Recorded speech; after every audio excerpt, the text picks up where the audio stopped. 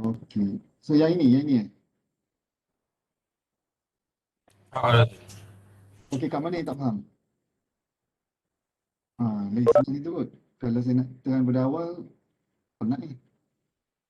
Yang mana yang masih lagi confused? yang untuk interpolate tu tu. Interpolate IZ. Okey. So Isaac yang saya cadangkan sebelum ni, tengok pada result SPT juga. So kalau dia kita boleh jadikan dia dalam seminimum group yang kita boleh create. Okay, that is better. So tidak, tengok pada range dia. Contoh kalau case yang ini kita boleh katakan dia satu range yang lebih kurang sama, dan disebabkan oleh IZ pun ada perbezaan daripada 0.1 sampai 0.5. So kita katakan ni this is one group lah. Okay. So the next group, kita tengok pula kepada result yang bawah, SPT bawah 1.5 tu. Okay. So kalau kita rasa dia range dia tidak jauh, so why not kita jadikan dia dalam satu group saja dan averagekan dia. Dan automatic IZ pun kita averagekan daripada 0.5 sampai 0. Okay. Untuk contoh ni, Dr. Noli ataupun pengarang, dia divide into 3 groups. Okay. So yang for the first ni dia jadikan satu group. Yang second ni adalah group yang kedua, maknanya daripada 1.5 sehingga ke 4. Okay. Dan group yang ketiga adalah daripada 4 sampai ke 6. Okay. So kalau yang pertama tak ada masalah, yang kedua ni isunya kita nak cari berapa value of IZ. Okay. So saya dah bagi contoh dalam Excel tu. Okay. Sekejap saya buka dalam Excel. Okay, yang ini faham? The concept macam mana dia group kan? Based on SPT Maknanya awak based on SPT. Kalau dari SPT untuk group kedua ni, dia beza. Contoh 10, lepas tu yang ni lebih kurang lah 13. Okay, kita boleh kata assume satu group. Tiba-tiba daripada 4 ke 6 ni, ataupun daripada daripada 5 ke 6, dia dapati value dia 30 ke 40. Okay, so yang itu nampak sangatlah dia beza kan. Okay, so untuk kes yang ini, kita kena tentukan the value of IZ at 4 meter. Okay, so apa yang saya buat interpolation punya method. Okay, saya stop je ini. Okay.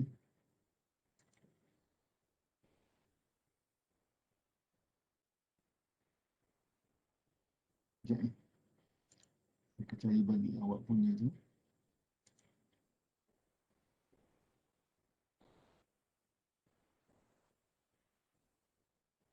Okay.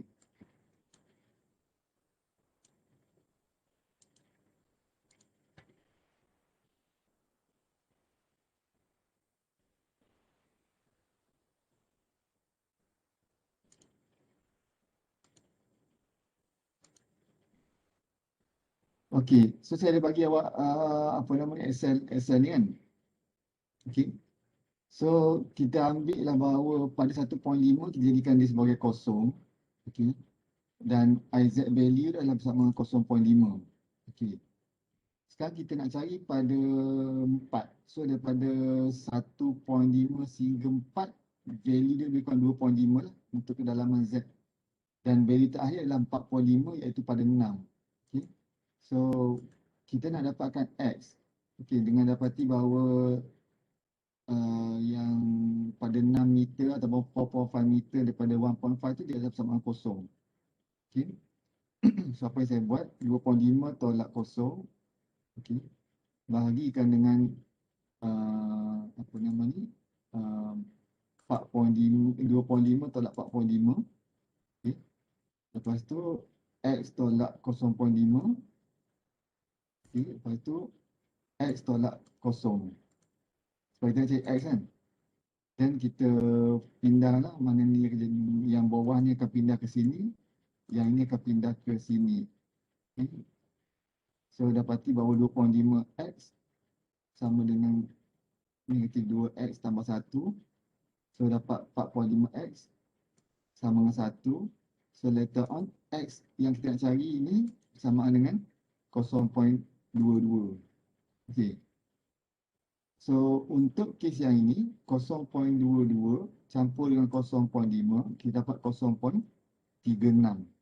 Okey.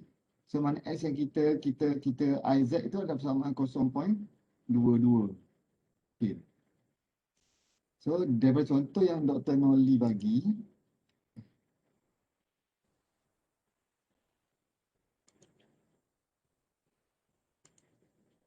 okay. Daripada contoh Dr. Noli bagi, okay, dia dapat 0.375. Manakala saya dapat 0.366. Kalau yang kedua ni pula, sepatutnya 0.22 kita bahagikan kepada 2, dia dapat 0.11. Tetapi dia dapat 0.125. Maknanya penentuan IZ di 4 ni tak sama sebenarnya kita kira based on interpolation. So maknanya yang betul adalah kita ambil ya interpolation yang kita dah buat tu. Okey. Faham?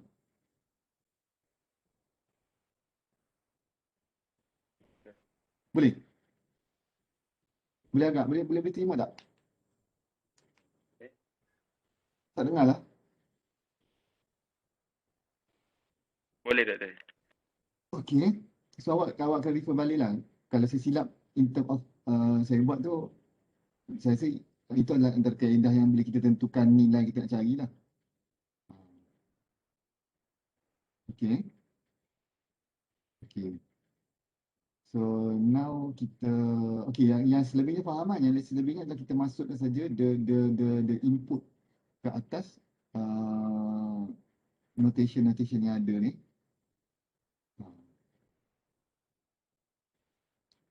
Saya stop.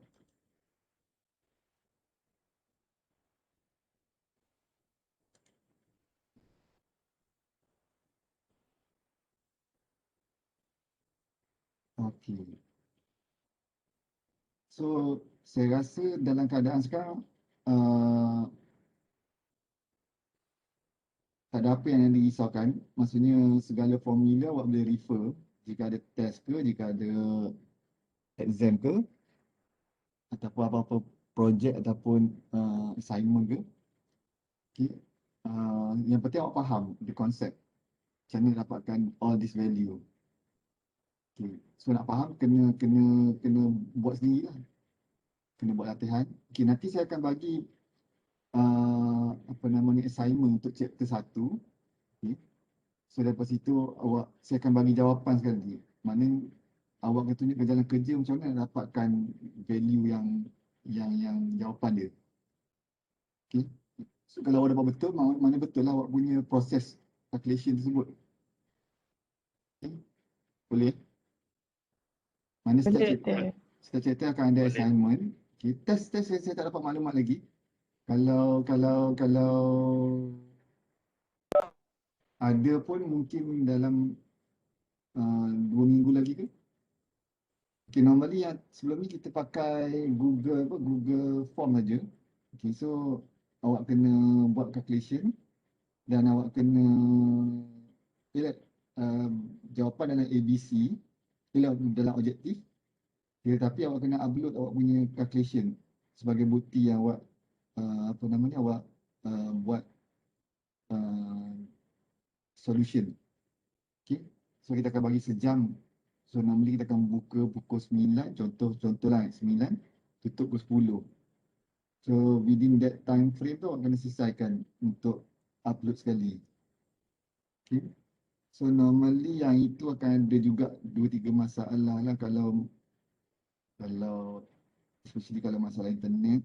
Yang kedua, masalah objektif ni, apa jawapan yang dapat. Kalau awak salah tanda, awak tembak je, awak akan tak dapat markah. Kalau subjektif, kalau test yang real, segala jalan kerja akan diambil kira kan. Okay. Okay. So, kita go for our today punya kelas. Okay. So, kita dah discuss on consolidation settlement, okay, ataupun primary settlement. Okay. So now kita tengok odometer test. Okay. So odometer test saya dah terang sebelum ni. Saya saja tunjukkan balik sebab lepas ni kita akan tengok macam mana nak analyse result daripada odometer. Okay, so kita ada load, porostone, specimen, porostone. Okay. So function of porostone adalah untuk provide a rigid punya pressure. Yang sama dia nak benarkan air untuk keluar, dissipate from the sample. Okay. Ada orang kata kenapa tak guna kertas turas kan? Okay. Sebab kertas turas dia bukan rigid. Okay. So maknanya nanti kalau kita apply load, so mungkin load yang berada di tengah saja akan lebih efektif banding dengan load yang berada di sekitar ataupun bukan di tengah. Okay. Sebab function dia adalah untuk benarkan air untuk lalu. Okay. Jadi kertas turas pun boleh digunakan. Tapi kita tidak sesuai disebabkan dia tidak rigid. Okay. So that is sebab kenapa kita menggunakan this porostone. Okay. So only one dimensional punya deformation dibenarkan sebab kita akan gunakan confining ring. So kalau ring automatic di dalam keadaan yang bulat. Okay, dan size this ring is about 50 mm, 50 mm. Okay. Sebab apa dia gunakan 50 mm? Okay.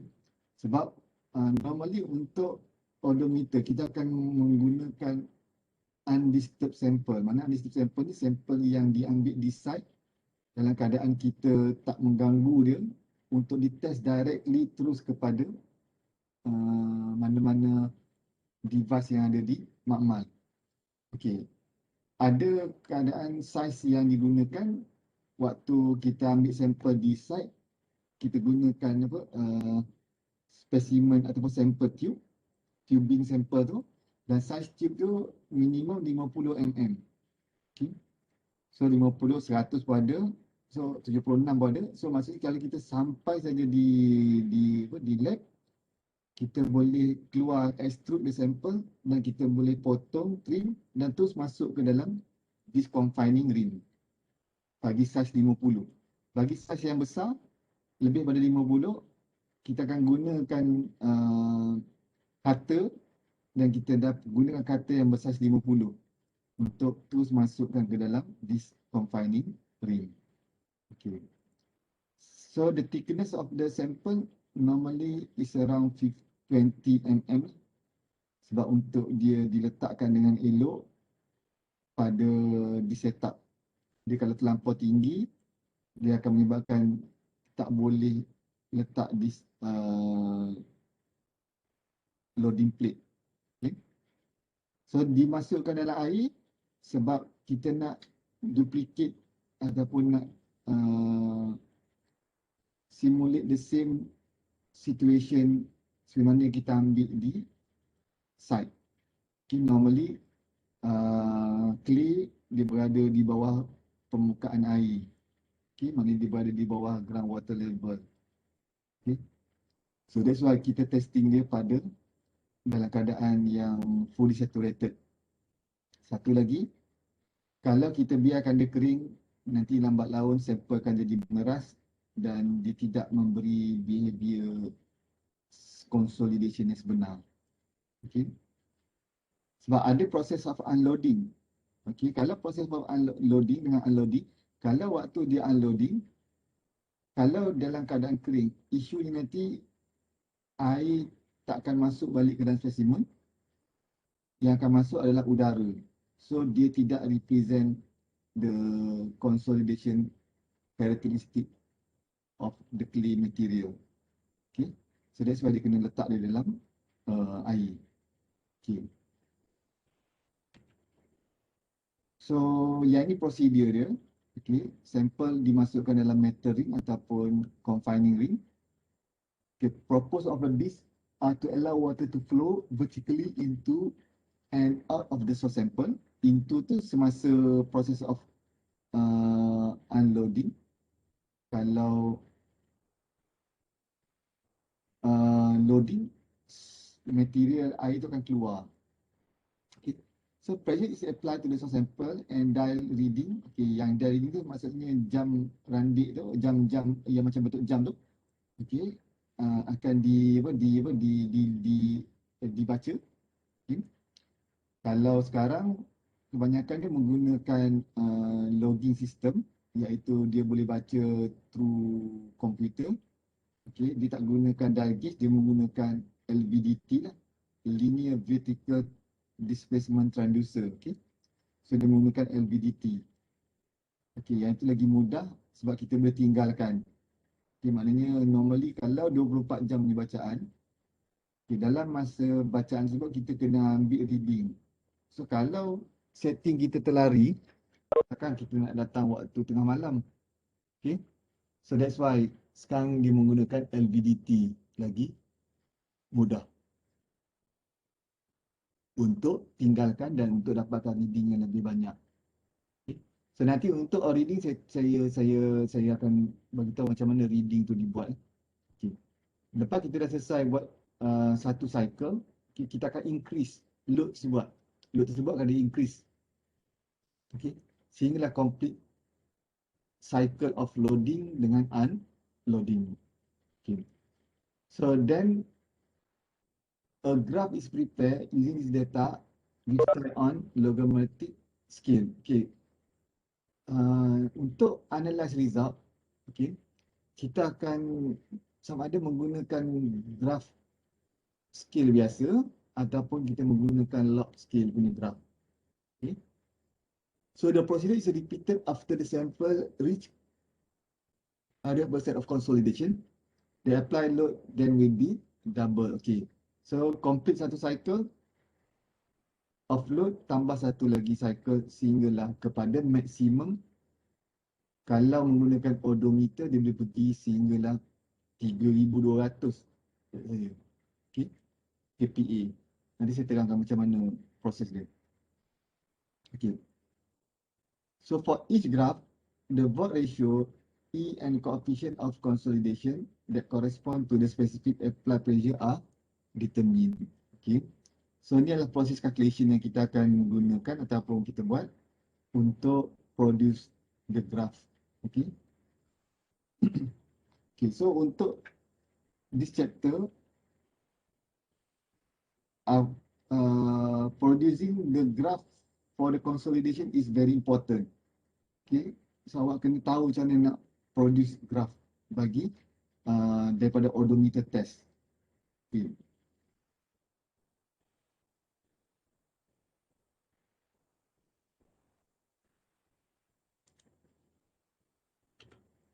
Okay, ini saya dah terang. Okay, yang ini menggunakan dial gauge.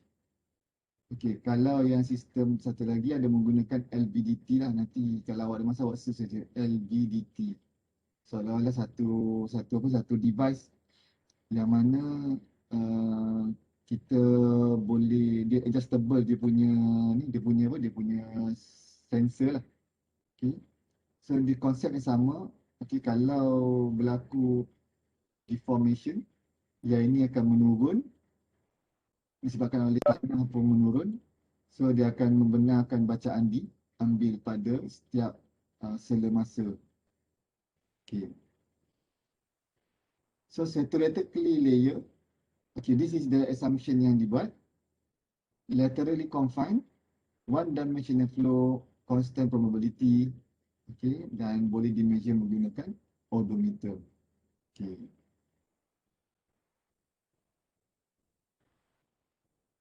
Okay, so data analysis. Okay, so kita dah set up semua testing. Okay, nanti kita akan pergi kepada kita analyze result yang dapat daripada odometer. Okay. So apa kita nak tentukan sekarang? Antara yang value yang boleh kita dapatkan adalah CV. Okay. So CV is indicate how rapid or slowly the process of consolidation takes place. Okay. So CV ni penting untuk kita tentukan cepat ataupun lambat proses consolidation ni berlaku. Daripada CV juga kita boleh dapatkan berapa masa specifically yang diperlukan untuk dia complete primary consolidation ataupun consolidation bagi certain load yang dikenakan. Okay. So kita ada log time method menggunakan Casagrande dan kita ada square root time method menggunakan Taylor. Okay, so ada dua sekarang. Dua-duanya boleh digunakan, cuma ada yang prefer menggunakan Taylor, okay, disebabkan Casagrande dia menunjukkan adanya secondary consolidation. Okay. Cuma Taylor lebih mudah sebab dia tak memerlukan log scale punya methods ataupun graph. Okay, tapi kita tengok, kita kena belajar dua-dua. Sama ada menggunakan Taylor ataupun Casagrande.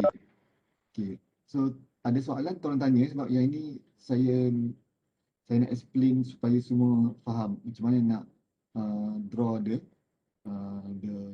graph. Okay. Betul. Okay. So first kita mesti menggunakan log scale punya graph. Okay. Dan automatically kalau kita menggunakan log scale, dia tak ada value of 100.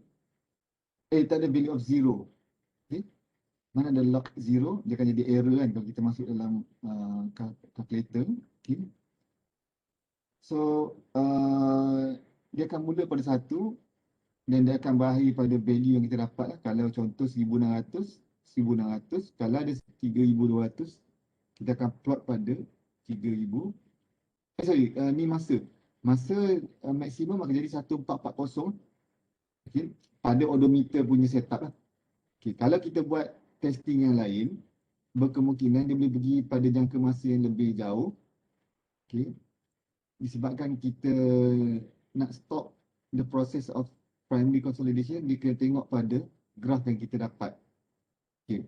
So untuk odometer, dia memang dah design untuk dia diconsolidate pada 24 jam. Okay. Maknanya lebih 24 jam tak diperlukan untuk rekod data sebab dia dah achieve 100% of consolidation. Dengan size 50 mm dengan thickness 20 mm, dia dah memadai untuk dikonsolidate pada 24 jam. Okay. Pada material yang paling lembut pun dia boleh. Maknanya material yang paling halus dia perlukan 24 jam saja. Okay. Kalau awak menggunakan area yang lebih besar dan thickness yang lebih tinggi, so berkemungkinan mungkin 24 jam tak cukup, mungkin lebih. Okay. Sebab tu dia dah kira bahawa 24 jam saja diperlukan untuk complete primary consolidation ataupun kurang. Okay. Okay. So kita ambil dulu 24 jam. Okay. So for example, awak ada result. Okay, saya terangkan macam mana bentuk result yang awak dapat. Okay. Sorry, saya nak ambil.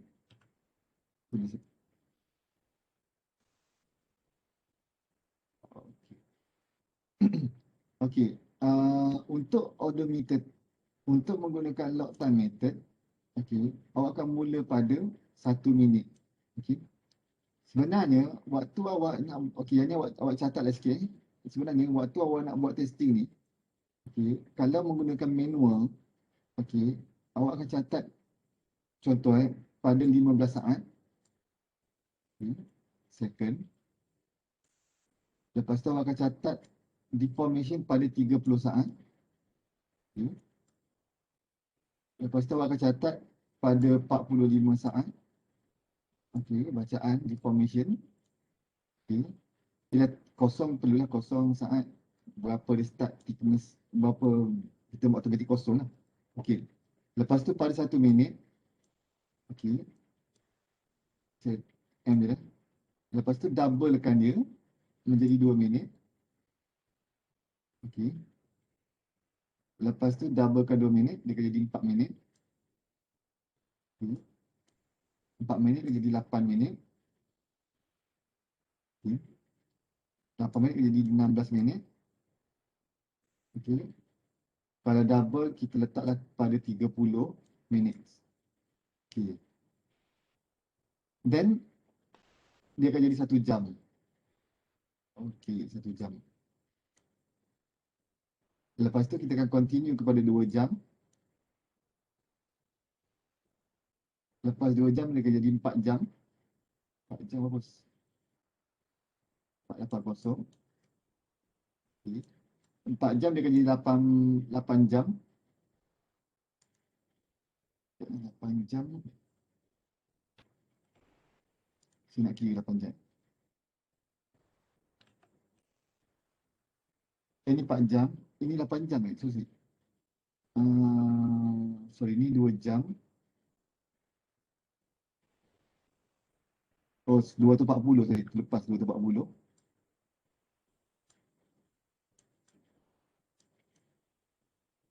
Ni 4 jam. Lepas tu dia akan jadi 2, apa, dia akan jadi 8 jam.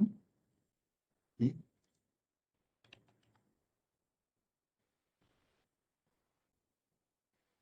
Dan dia akan jadi 16 jam. Okay. Dan terakhir dia akan jadi 24 jam. Okay. So yang ini, yang setiap kali pada kita time kita punya testing, so kita akan ambil bacaan, deformation dia. Contoh yang ni, deformation dia akan jadi kosong lah. Okay. Dan kita akan refer kepada jam ataupun dial gauge tersebut untuk ambil reading. Contoh kalau ni dia bagi bacaan 2. Okay, contoh 0.2, dia akan sikitlah bergerak. Okay. Setelah dikonvertkan kepada milimeter. Okay. Sehinggalah selesai. Okay, dan kita pun plot pada this graph. Okay. So dia akan mula pada 1 minit saja disebabkan dia adalah log scale. Okay. So kita akan plot 1. Dan 2 minit, 4 minit, 8 minit sehinggalah 1 minit dah. Okay. So macam mana kita nak tentukan nilai CV? Okay, itu soalan Okay. So untuk dapatkan nilai CV, okay, kita mesti refer kepada this formula. Okay, so this is the formula. Okay, awak catat dulu this formula. Okay. 0.196 HD kuasa 2 bagi T 50. Okay. So persoalan kita sekarang, kita tak tahu berapa nilai T 50. Okay. Kita tahu berapa nilai, kita perlu cari juga nilai HD. Okay. Half the thickness of the specimen. Okay. So untuk dapatkan all this value, dia bergantung kepada satu, result daripada makmal tersebut, dan kedua daripada plot yang kita dah buat tu. Okay. So daripada plot yang ini, kita tentukan berapa nilai T50, okay, time 50, dengan mengambil kira dia bersamaan dengan D50. Okay. Okay. So this D50 mesti ditentukan dahulu baru kita dapat nilai T50. Okay. Soalan ni macam mana nak dapatkan nilai D50? Okay. Yang ni awak dengar betul. Untuk dapatkan nilai D50, seolah-olah graf ni sebut mesti dibagi kepada 2. Mana dia akan adalah the middle value of this graph curve. Okay. So first step, awak mesti dapatkan nilai D100. Okay, so that is the first step. Okay, untuk dapatkan nilai D100, kita imagine this graph dia ada 3 curve. Okay, kita ambil, kita bayangkan this is the first curve. Well, this is the second curve. And this is the third curve. Okay, maknanya dia ada satu group, second group dan third group. Okay. So untuk dapatkan nilai D100, apa yang boleh kita buat adalah kita cari the tangent of the second curve, okay, dengan the tangent of the third curve. Okay, so tangent adalah kita cari yang mana yang menunjukkan the 90 degree, okay, toward the first curve. Okay, lepas tu kita akan draw the line which is represent this pink. Okay. Lepas tu kita gunakan curve nombor 2 dengan dapatkan satu lagi 90 degree. Okay. Dan dia direpresent oleh this green line. Okay. So intersection between the tangent for the second and the third line, okay, is represent as a D100. Okay. So dalam arti kata yang lain, kalau menggunakan this Casagrande punya approach, seolah-olah yang ini merupakan the end of the primary consolidation, manakala yang selebihnya adalah secondary consolidation. Okay. So ini adalah SC, ini adalah SS. Okay. Sebenarnya benda ni tidak wujud disebabkan menggunakan odometer kita hanya dapat primary consolidation. Sebab itulah orang argue tentang this Casagrande punya approach.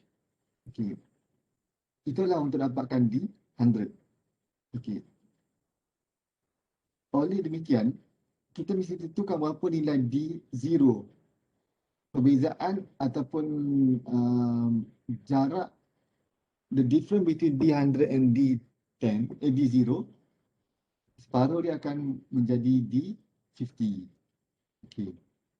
So sekarang kes kedua, macam mana kita tentukan nilai D0? Okay, yang ini kena faham sebab kita tak boleh ambil directly the D0 from the zero of the time daripada uji kaji yang kita jalankan tu. Okay. So daripada reading yang ini, okay, apa boleh kita buat? Okay. Disebabkan log ni tidak mula pada zero, okay, kita kena dapatkan nilai D0 menggunakan Casagrande punya approach. Okay. So apa yang dibuat oleh Casagrande? Okay, dia mulakan dengan mencari satu titik value. Okay. For example, when the time is equal to 2 minutes, okay, dia multiplykan the first initial time yang kita guna tu kepada 4. Okay. Saya tak tahu kenapa dia pilih 4. Okay. Tetapi dia menggunakan this method untuk tentukan nilai D10. D0. Okay, so 2 kali 4 sama dengan 8. Okay. So apa yang dia buat? Daripada 2 kepada 4 in term of time, 2 kepada 8, 2 kepada 8, okay, dia dapatkan jarak untuk D. So dia akan bersamaan dengan satu value ataupun X. Okay. So daripada value tersebut, dia extendkan the same unit ataupun the same value di atas line yang dia dah create ataupun pada time A tersebut. Okay. So then dia draw lah a horizontal line. Okay. Lepas tu dia extendkan pada jarak yang sama. Apabila dia extendkan jarak sama, so dia draw another line dan this line is considered as a D0. Okay. Boleh tangkap? Contoh, kalau awak nak mula pada mana-mana value pun tak ada masalah. Contoh kalau awak mula pada value ni apa ni? 4, for example 4 kan? Okay. For example 4. 4 darab 4 sama dengan 16. Okay. So CP dia adalah 4 kali ganda. Okay. So pada 16, kalau 16, as long dia ada diplot dalam graf ini, okay, so this should be 16. Okay. Yang mudah lah yang kita biasa yang boleh diplot. Okay. So this is the X. Okay, 16. So dia extendkan pada X yang sama. Okay. untuk dapatkan the value of the D, 0. Kita assume sama lah. Saya tak guna pembaris yang betul. Okay. Sorry, ni kat sini, sorry. Sini. So, pada X yang sama. Okay. Okay. So, this X adalah equal. Okay. So, dapatlah 16. Okay. So, daripada 16, X yang sama digunakan ke atas distance yang daripada 4 naik ke atas. So, dapatlah the value of D, 0. Okay. Separuh daripada D0 dengan D100. Contoh 6.6 tolak 4.4 dapat 2.2. 2.2 dibahagikan dengan 2. 2.2 bahagikan dengan 2. So dapatlah 1.1. Okay. So 6.6 tolak 1.1 lebih kurang 5.5. So this 5.5 in terms of D50. Okay. Can be considered as the value of T50. Okay. So then kita dragkan dia ke bawah sehinggalah dia bertemu kepada times yang kita nak. Okay. So dapatlah lebih kurang berapa ni? Saya agaklah lebih kurang 18 contoh. Okay. So that is the time which is represent T50. Okay. Okay. So masukkan nilai T50 tersebut which is 18. Okay. Okay. So dah selesailah T50 punya value. Okay. So untuk HD, okay, HD ni adalah value yang terakhir selepas kita compresskan sampel kita. Okay, contoh kalau pada peringkat awal 20 mm thickness, selepas kita apply certain load, kita dapati dia telah deform sebanyak 0.01 contoh. So bacaan terakhir kita adalah 19.9. Okay, so that is the HD, the thickness. Okay, so this thickness dia bergantung kepada macam mana bentuk drainage. Okay, dia ada istilah double drainage ataupun single drainage. Okay, so apa maksud double drainage? Maksud double drainage, kita benarkan air untuk bergerak ke atas dan ke bawah dalam sampel. Okay. Dalam arti kata yang lain, kedua-dua ni diletakkan porous stone. Okay. Itu satu. Okay. Kalau kita katakan single drainage, okay, yang bawah ni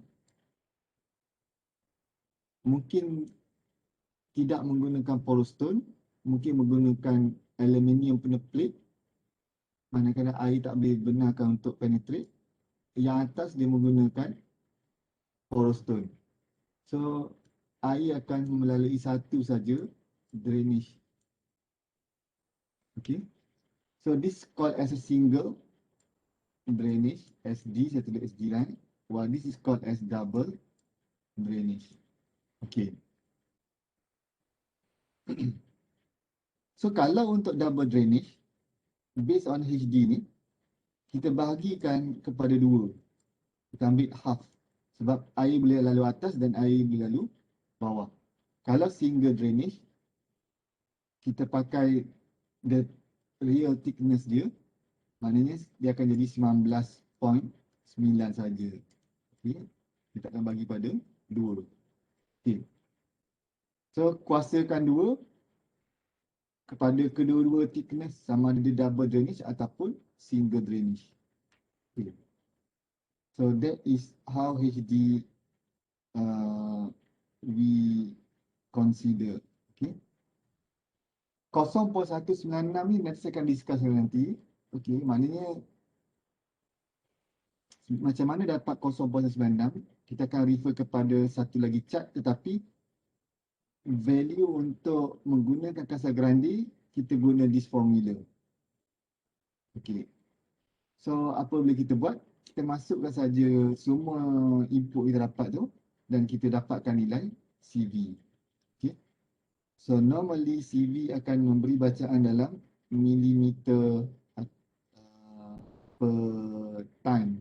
Okey. Sama ada minutes ataupun year. Okay, normally millimeter per year. Okay. So that is the value for the CV menggunakan Casagrande. Okay. Okay, ada soalan?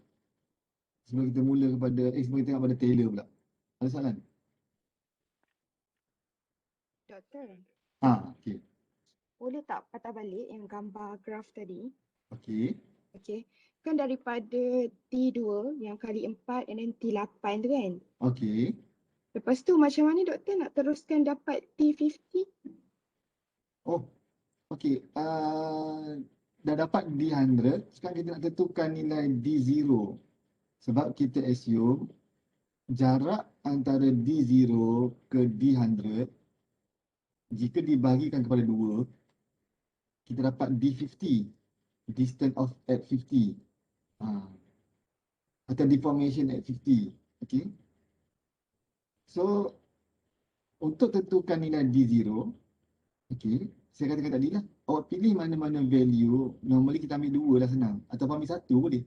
1 didarabkan dengan 4. So cari mana kedudukan 4. Okay. Draw, guna pembaris, dapatkan berapa deformation value, iaitu X. Okay. For example, for this case lah, kita ambil mudah. 6.4 tolak 6, 0.4. Okay, so kita ambil 0.4 in term of deformation. Okay. Pada point 1 meter ni, 1 minit, okay, awak extend 0.4 ke atas. Okay. 0.4 juga. Sebab the deformation is equal 0.4. So dari situ awak dapatlah nilai D 0. Okay. So deformation between D100 and D0, okay, in our case is equal to 2.2 kan? Iaitu 6.6 tolak 4.4, 2.2. Okay. So this distance ataupun this deformation should be divided into 2 lah. So dapatlah 1.1. Okay. 1.1 adalah nilai separuh daripada the whole deformation ni yang berlaku antara D10 dengan D100.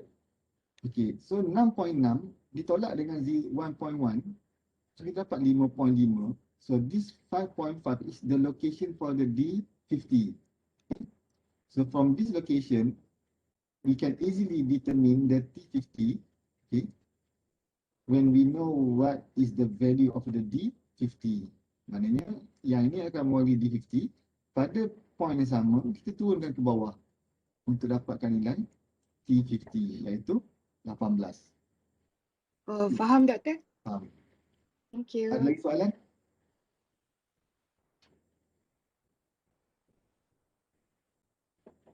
Soalan sama daripada siapa tadi yang tanya? Soalan sama. Okey. So awak kena train yang ini untuk buat. Maknanya dia bukan sekadar faham, tapi dia mesti dibuat untuk lebih faham. Okay, nanti saya akan bagi assignment lah, awak cuba plotkan. Okay. Okay, so this is Casagrande. Okay. Apa kegunaannya nanti kita bincang lah. Okay, so awak dah tahu satu consolidation properties, iaitu CV.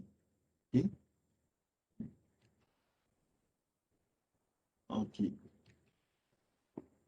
Okay, so kita ada satu lagi method menggunakan square root of time methods. Okay. So this square root time method, dia tidak menggunakan apa nama log punya graph. Dia menggunakan graph yang biasa ataupun scale yang biasa. Okay. Cuma beza dia, setiap value of time dia punca kuasakan. Faham tak? Contoh kalau 16, okay, punca kuasakan akan dapat bersama dengan 4. Okay. So, semua value yang saya cerita ni, kan, daripada 0, 15, 30, 45 sehinggalah 1440, semua mesti dipunca kuasakan. Okay. Cuma kes yang ini 16 kuasa 2, sekejap ni, 32 minit. Oh, yang ini saja dia buat sampai 30 minit saja. Okay. Sepatutnya dia perlu sampai 1440. Punca kuasa 1440 apa? 1440 37. Maknanya dia perlu stop kat 37 sepatutnya. Contoh 37. Hmm. Itu adalah bersamaan dengan 1440 ataupun 38. Okey, faham? Setakat ni faham tak? So kalau awak dapat raw data, kalau nak gunakan square root of time, perlu ada satu table ataupun satu column yang mana column tersebut awak jadikan semua time tersebut kepada square root punca kuasa. Mana kosong punca kuasa kosong lah. 1 minit punca kuasa 1.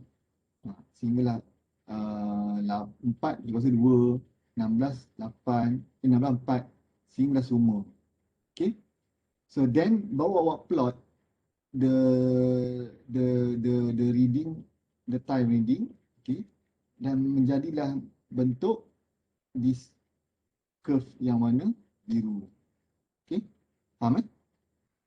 Okay, so kalau sebelum ni dia menggunakan D50, dalam kes untuk square root of time ataupun Taylor punya approach, dia menggunakan D90. Okay. So kalau D90, kalau sebelum ni 0.196 sebab dia represent pada 50% of consolidation. Okay. Kalau D90, dia akan jadi lain in term of rumus. Rumus dia sama, iaitu CV equal to, contoh dia akan jadi, yang ni akan jadi ni, dia akan jadi T90. Yang ni akan jadi HD kuasa 2. Yang ini ada satu value lain, iaitu ni sebenarnya adalah U sebenarnya. Sorry, ataupun kalau bukan U, this is the U lah, U, sorry, U. Okay.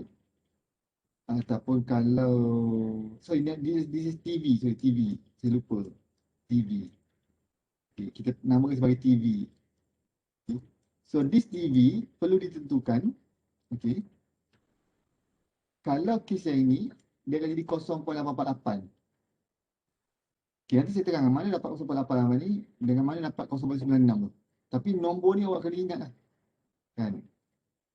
Nombor ni, mana dalam consolidation ada dua nombor yang awak kena ingat. Supaya awak tahu bila masa awak nak gunakan 0.848, 0.196.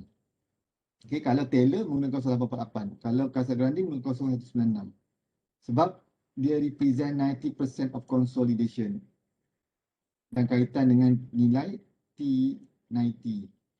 Kalau sebelum ni kaitan dengan TV 50% disebabkan dia menggunakan the T50 punya value dalam calculation dia. Okay. Okay, kita dah plot, kita dah hasilkan warna biru. Okay. Now, macam mana tentukan nilai D90 pula? Okay. Untuk dapatkan nilai D90, okay, dalam kes yang ini, kita dah tahu kat mana nilai D0. Sebab time pada kosong adalah nilai D0. Okay. Dengan menjadikan D0 sebagai reference, kita kena draw a tangent line ataupun garisan tangent yang mewakili pada curve nombor 1. Kita panggil curve nombor 1 ke nombor 2 lah. Curve nombor 1 sehinggalah dia bertemu pada paksi yang ataupun x-axis lah. Okay. So this is tangent. Okay. Untuk represent the first line tangent, yang mana warnanya adalah warna pink. Okay. Bagi contoh yang ini. Okay. So the next step adalah kita pilih mana-mana kedudukan. Okay, for instance, kita ambil pada 4.4 Okay, pada 4.4. Okay. Ataupun kalau kes ni 4.3 lah yang ambil. Ataupun mana kedudukan lah. Okay. So kita ambil pembaris dan kita draw one line sehinggalah dia meet kepada this pink line. Okay. Dan ukur. Dan kita nisbahkan sebagai D. Okay. Kita represent as D. Okay. So the next step, kita kena extend this line until 0.15 daripada panjang D. For example, jika D bersamaan dengan, sangat mudah lah, bersamaan dengan 10, sangat mudah, 10. Okay. So the extension should be 1.5 cm ataupun 1.5 cm lah. Okay, menggunakan pembaris. Tak ada masalah awak nak guna milimeter ke centimeter, tapi the extension should represent 0.15 times D. Okay. So once kita dah extend, okay, for example here, okay, kita pointkan dia ataupun letak sebagai mana-mana kedudukan dia. Okay. The next step is to draw the second line, which is represent the green line. Daripada point yang sama, D0, draw line until it meet the point of the extension. Okay, sehinggalah dia jatuh kepada paksi X juga. So in this case, we call the first line as P, while the second line is Q. Okay. Okay. So the intersection of Q line dengan consolidation curve, okay, we consider as D90. Okay. So daripada D90, kita turunkan ke bawah dan kita namakan sebagai T90. Okay. Walau bagaimanapun, your T90 should be power by 2. Okay. Sebab scale yang ini adalah square root, okay, of T. Untuk jadikan dia dalam keadaan nombor biasa, so kita mesti kuasakan 2 bagi this T90 value. So dalam kes yang ini lebih kurang 6. So sebenar value untuk T adalah bersamaan dengan 36. Okay. So that is the value for the T90. Okay, ada soalan? Doktor, Okay. yang 0.15 tu Iman constant. Iman Ya saya. Ya Iman. 0.15 tu constant Constant. Nanti dia ada mathematical calculation dia selepas ni. Okay. Macam dia assume 0.15. Okay. Tetapi awak kena extend pada garis yang sama. Janganlah contoh awak ambil di sini, tiba-tiba awak nak extend, awak lakukan kat sini pula. Mana silap lah. Itu kan extend.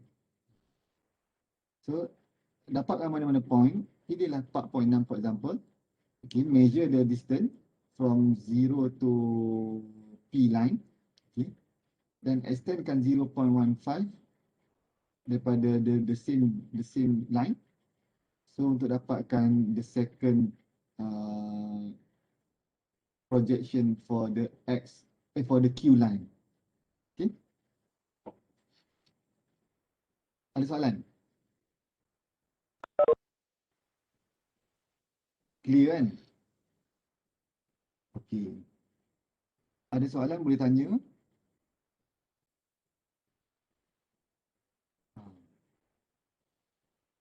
Okay. So saya assume tak ada soalan Okay. Okay. Sebab CV penting. Nanti saya terangkan sebab apa dia penting. Okay. Tetapi inilah idea untuk kita analyse for the result from the odometer test pada satu loading value, pada satu load value. Okay. Okay. Okay. Yang ni datangnya mana dapat 0.15 ataupun macam mana dia extendkan daripada 0 kepada 1.15. Istilah dia sama lah. Sebab ini the total length. Okay. Kalau kita buang 1 ni seolah jadi 0.1, 5. Okey. So pada D90, okey, dia bersamaan 0.848 in term of dia punya TB. Okey. Manakala pada D50 dia bersamaan dengan 0.197 bagi dia punya TV. Okay. So 9 adalah the value for the what we call as for the 90%. 55 is the value of the 50% lah. Okay. So based on this arrangement, okay. So dia come up dengan D90 over 9/5 D50. Okay. Then diselesaikan menggunakan this formula untuk dapatkan the value for the factor of 1.15. Okay. So that is the way how they come up with 1.15 factor. Okay. So tak ada calculator di tangan. Kalau awak nak cuba, awak cubalah. Okay. 0.920 ni 0.920. Okay. Kalau square root 0.97,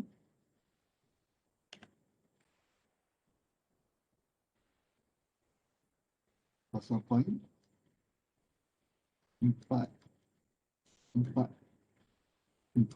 Okay.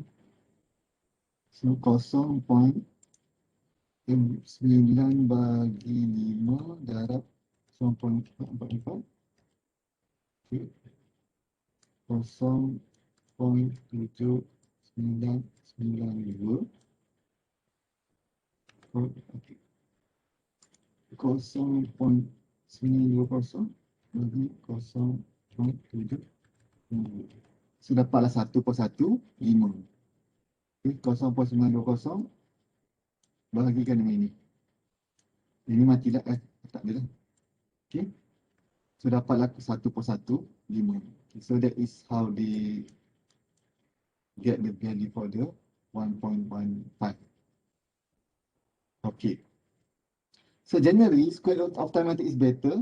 Okay. Square root of time method usually give lower CV. Okay. So square root of time method is easy to program in computer. K compute from CV almost always less than measure. Okay. So this one is correct. K compare the K value. Okay. K ni adalah probability value. Sebenarnya daripada testing consolidation menggunakan dengan value of CV, kita boleh estimate what is the K value. Ataupun probability, mana kadar kebolehan air untuk mengalir dalam tanah. Okay, the square root of time method works well based on assumption of no secondary consolidation. So saya beritahu tadi kan, kalau tengok pada graf Casagrande, seolah-olah ada 3 curve yang berbeza. So the last curve, if we consider D100 is happen between the second and the third curve, so the greater than D100 can be considered as secondary consolidation. Okay. So use strictly for vertical drainage. Okay. Cannot be used for some soil such as peat, TK value very much when subject to change in effective stress. Okay. So untuk tanah yang bermasalah macam peat tak sesuai digunakan. Okay. Mungkin ada method yang lain. Okay. Dan pattern of peat berbeza. Saya takkan discuss kat sini lah. Peat ni dia ada lagi, bukan secondary consolidation, dia ada lagi satu lagi. Okay, sebab tu tanah dia bermasalah. Okay, square root of time method is okay because Terzaghi theory does not account for secondary compaction anyway. Okay, itu yang saya terangkan sebelum ni lah. Okay. Okay. Ada soalan? Sebelum kita berehat. Nak tak boleh minum air ni. Awak dengar je kan? Dengar Datuk. Boleh InsyaAllah. Okay. Kita rehat dalam 5 minit. Saya nak telan air dulu. Okay, baik doktor. Okay. Tadi sambung balik. Okay, sini. Stop.